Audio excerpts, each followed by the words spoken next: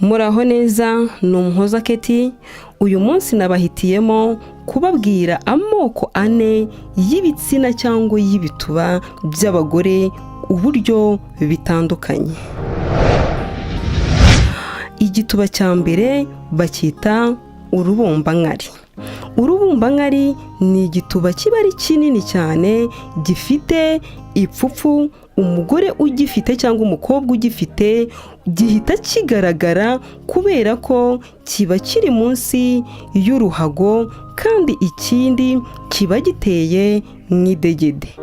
Umugore cyangwa umukobwa ufite icyo gituba bita urubumbankari aba ari umukobwa unyara mu gihe cyo gukora imibonano mpuzabitsina. Ikindi gituba cya kabiri ni igituba bita umukamba. Umukamba, umukobwa ufite igituba bita umukamba cyangwa umugore, kiba ari igituba cyiza cyane kubera ko niyo agifite akamenya ko ari cyo afite, arakigendera cyane ku buryo aba agira ngo buri wese akibone. Cyane cyane iyo yambaye nk'ipantaro, umwenda umwegereye, gihita kigaragara cyose.